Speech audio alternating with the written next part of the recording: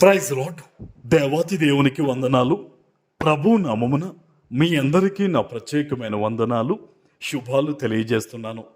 Prayer book ద్వారా దేవుడు జరిగించిన మరొక అద్భుతాన్ని, ఒక సహోదరి సాక్ష్యాన్ని మీ ముందు పెడుతూ ఉన్నాను. అందరికీ వందనాలు. నా పేరు ప్రియాంక, విజయవాడ నుంచి. ఆనంద్పల్ పాస్టర్ గారు అయ్యగారు ఎప్పుడైతే ప్రార్థన బుక్ స్టార్ట్ చేసామో, ప్రేయర్ రిక్వెస్ట్ పెట్టండి అన్నప్పుడు ఈఎంఐ కొరకు నేను ప్రేయర్ రిక్వెస్ట్ పెట్టడం జరిగింది. అమౌంట్ కోసం ఒక 1 వీక్ నుంచి తిరుగుతున్న నాకు ప్రేయర్ రిక్వెస్ట్ పెట్టిన 3 డేస్కి అమౌంట్ సెట్ అయింది. దేవుడు ఈ అద్భుత కార్యం చేసినందుకు దేవునికి మహిమ కలగాక. ఈ ప్రార్థన అవసరతల కొరకు ప్రార్థన చేసినందుకు అయ్యగారికి కూడా వందనాలు. ఈ చిన్న సాక్ష్యం దేవుని దీవించును గాక. ఆమేన్. విన్నారు కదా, ఈ సాక్ష్యాన్ని దేవుడు దీవించును గాక. మీరు ప్రార్థించిన తర్వాత మీ ప్రార్థన అవసరతలు నాకు తెలియచేయండి. నేను మీ అందరి కోసం ప్రార్థిస్తాను. ఈ దినము కొరకు ఏర్పాటు చేయబడిన దేవుని వాగ్దానము 23వ కీర్తన 6వ వచనము. నేను బ్రతుకు దినములన్నీయు కృపాక్షేమములే నా వెంట వచ్చును, చిరకాలము యెహోవా మందిరములో నేను నివాసము చేసేదను.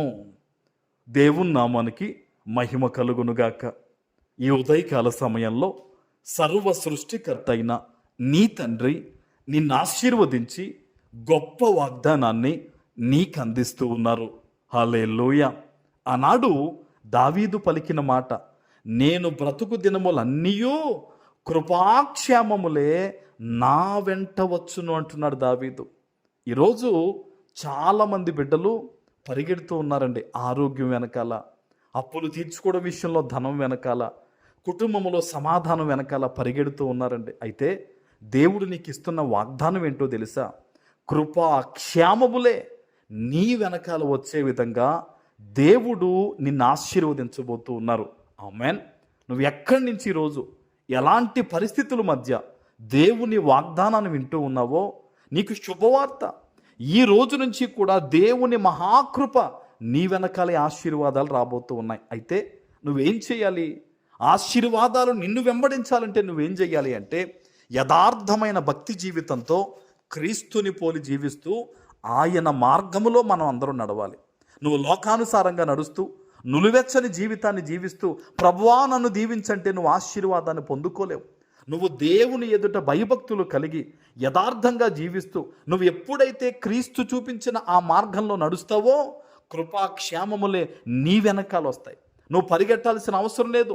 తన బిడ్డ కొరకట దేవుడు అన్ని సమకూడి జరిగిస్తాడట. మీరు చూడండి, ఇశ్రాయేలీయుల్ని దేవుడు విడిపించిన తర్వాత ఎన్ని అద్భుతాలు చేశాడండి దేవుడు. అరణ్యంలో వారికి ఏదన్నా తక్కువైందా? ఎర్ర సముద్రం వారిని ఆపగలిగిందా? ఎరుకో గోడ వారిని ఏదన్నా నిలువ చేయగలిగిందా? లేదే. దేవుడు ప్రతి విషయములో కూడా విజయాన్ని ఇచ్చాడు. ఈరోజు నీ జీవితంలో కూడా నువ్వు దేవుణ్ణి నమ్మావు, దేవుని మీద ఆధారపడ్డావు, దేవుడే దిక్కను బతుకుతూ ఉన్నావు. నీ జీవితంలో కూడా నీ ముందు ఉన్న ఎర్ర సముద్రం లాంటి పరిస్థితి నిన్ను ఆపలేదు. ఎరుకో వంటి గోడ వంటి పరిస్థితి నిన్ను నిలువ చేయలేదు. వాటన్నిటినీ జయించి ఆ శోధనలన్నీ పోయి నువ్వు ఉన్నతమైన స్థితిగతుల్లోకి ముందుకి వెళ్ళబోతూ ఉన్నావు. ఆమేన్.